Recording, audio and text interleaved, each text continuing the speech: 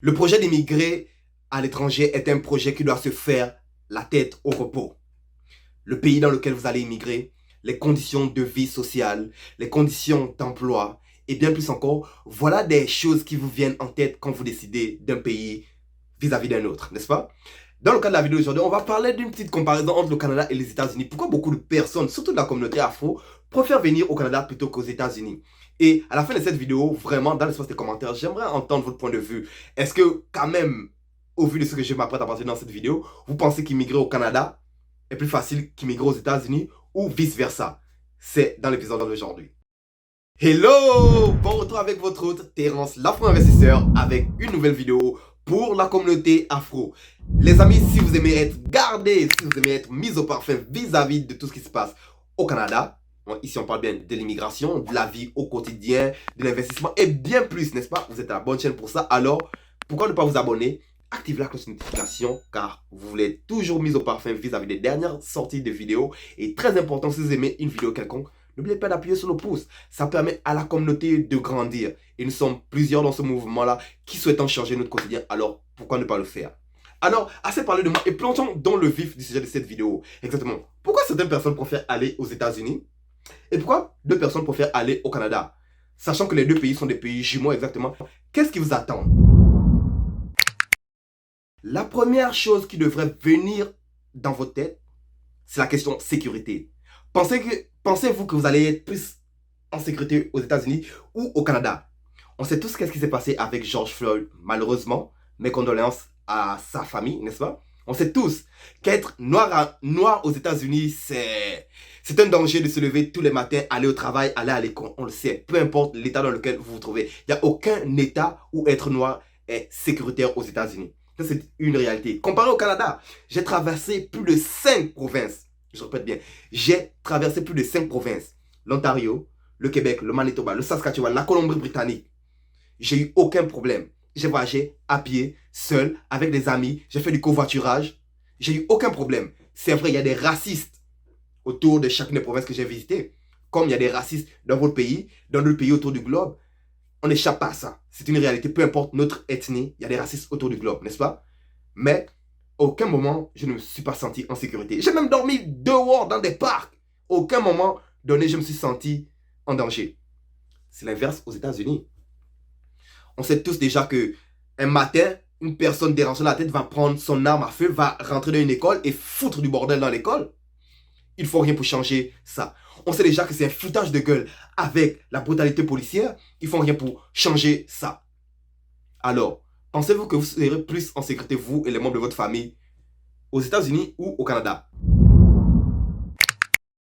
La deuxième chose à laquelle vous devez penser, bon, sûrement vous avez déjà pensé à ça, étant donné que vous êtes en train de dire penser à tête reposée, c'est sûrement les frais de scolarité. La famille, étudier aux États-Unis, c'est pas donné à n'importe qui, là, la famille. Je répète bien, ça va vous coûter 2, 3 fois plus cher étudier aux États-Unis que venir étudier au Canada, peu importe le programme.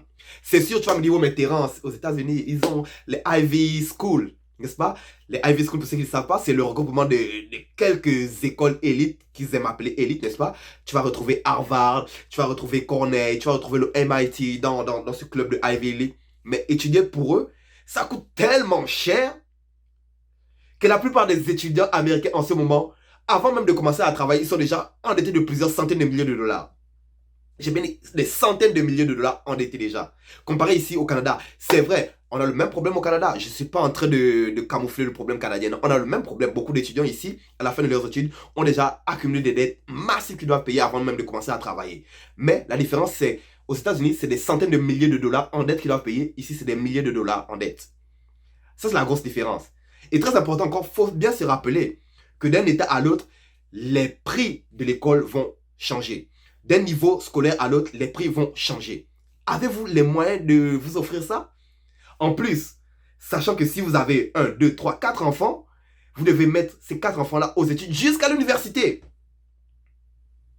Avez-vous ces fonds nécessaires-là? Ça coûte très cher éduquer votre enfant aux États-Unis, comparé à venir le faire au Canada. Et ce peu importe que ce soit au Québec, en Colombie-Britannique ou en Ottawa, ça coûte moins cher venir étudier au Canada qu'aller aux États-Unis. Voilà pourquoi on a de plus en plus de personnes qui souhaitent venir étudier au Canada. mais qui décident de juste prendre quelques vacances pour aller visiter les États-Unis parce que étudier aux États-Unis, ce n'est pas donné pour tous. Ce n'est pas donné pour toute la famille. Pensez à ça à tête reposée. La troisième chose à laquelle vous devez penser de façon calme, à tête reposée bien évidemment, c'est le coût de la vie de tous les jours, la famille. C'est le coût de la vie de tous les jours. Une chose que j'ai vraiment apprécié des États-Unis, ça je dois vous le dire vraiment de vive voix parce que j'ai vraiment été surpris. Quand je vais en Colombie-Britannique, souvent on passait la frontière pour aller faire l'épicerie aux États-Unis parce que ça nous revenait bien moins cher aller faire l'épicerie aux États-Unis que faire l'épicerie ici au Canada, tu comprends? Et c'était drôle parce que chaque fois on devait traverser la frontière, on allait pacter, on allait remplir la voiture, on revenait et tout. Mais la quantité de ce qu'on pouvait obtenir là-bas pour 100 dollars comparé à ici, c'est le jour et la nuit, hein, la famille. C'est le jour et la nuit. Je vais être honnête là-dessus. Sur le panier de l'épicerie, vous serez sûrement surpris à obtenir beaucoup plus aux États-Unis que si vous faites l'épicerie ici, vous vivez ici. Vous serez surpris de la bonne façon. Mais ce qu'on ne vous dit pas, c'est que bien souvent, la plupart de ces aliments-là sont des aliments transformés, sont des aliments chargés d'OGM. En contrepartie, vous allez payer moins cher, vous allez en avoir beaucoup, mais votre santé à elle va être à risque. C'est pas pour autant qu'aux États-Unis, vous voyez, c'est le pays qui a le plus d'obèses autour du monde.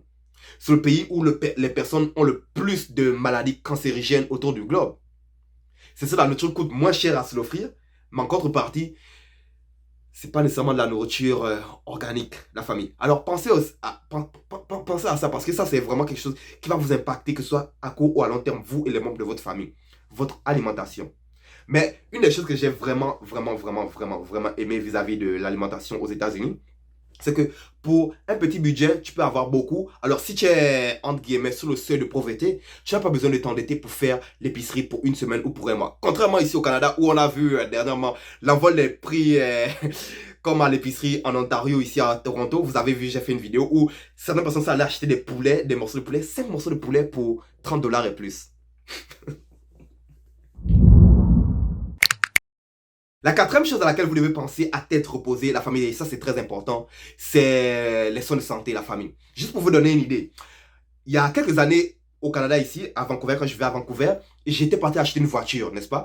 Ils m'ont laissé partir avec la voiture pour le week-end, mais malheureusement, dans la même soirée où je suis sorti du concessionnaire avec la voiture, j'ai fait un accident, perte totale. La police est venue, les ambulances sont venues et tout. Ils ont fait ce qu'ils devaient faire. Et l'ambulance m'a dit, on va t'amener à l'hôpital pour passer un scan, juste pour voir que tu es correct, n'est-ce pas? J'ai dit, ok, on y va. Quand ils m'ont envoyé la facture, et je te parle bien ici d'un trajet de 5 minutes. 5 minutes que le trajet a duré. Quand ils m'ont envoyé la facture, 600 dollars que je devrais payer.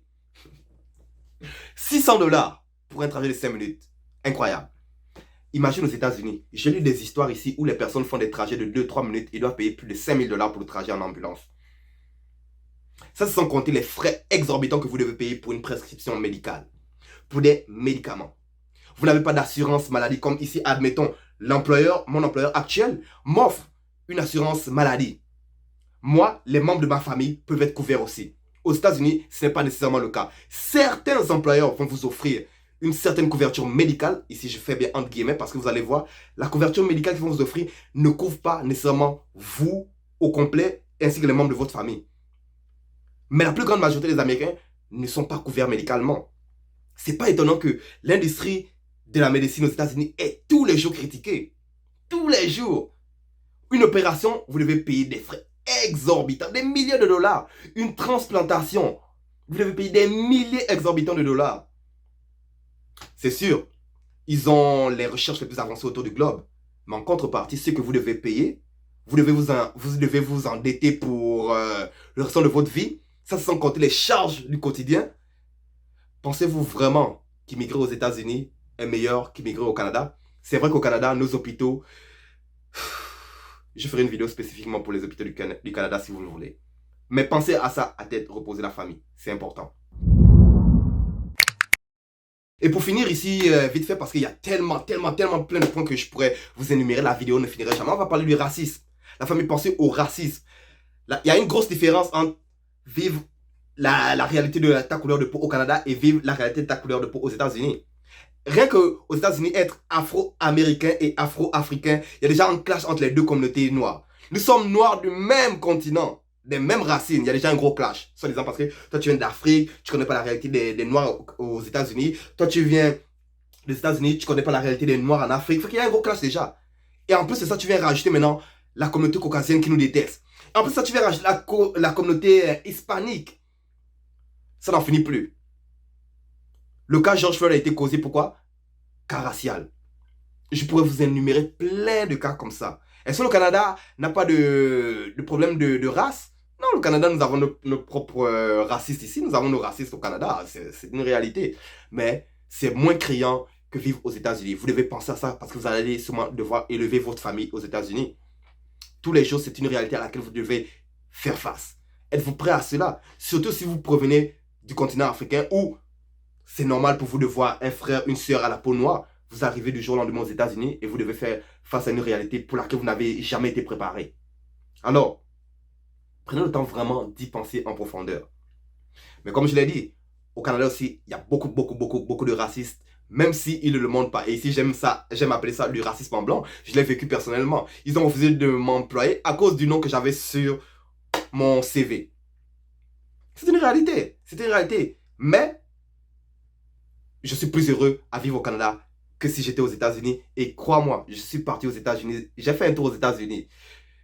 Bref, c'est un choix qui revient à tout un chacun. Alors, moi, j'aimerais vraiment entendre vos points de vue. Laissez-le moi savoir dans l'espace des commentaires, n'est-ce pas? J'aimerais entendre aussi vos critiques. J'aimerais aussi que vous apportez des points positifs à vivre aux États-Unis comparé à vivre au Canada parce qu'il y a tellement de points que je ne peux tous les énumérer à travers cette vidéo. Alors, rendez service à la communauté.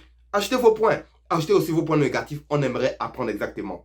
Est-ce que ça vaut la peine d'immigrer aux États-Unis ou ça vaut plus la peine de venir vivre au Canada? Bref, nous voici rendus à la fin de cette vidéo. C'est ton gars Terence, l'afro-investisseur. Si tu veux être gardé au parfum vis-à-vis de tout ce qui se passe sur le Canada, n'oublie pas de t'abonner à la chaîne. Activer la cloche de notification est très important. Toi aussi, Funke, appuie sur le pouce, hein. Aide le frère aussi à grandir la communauté, toi aussi. Hein? On se retrouve dans la prochaine vidéo avec des nouvelles plus positives. À la prochaine.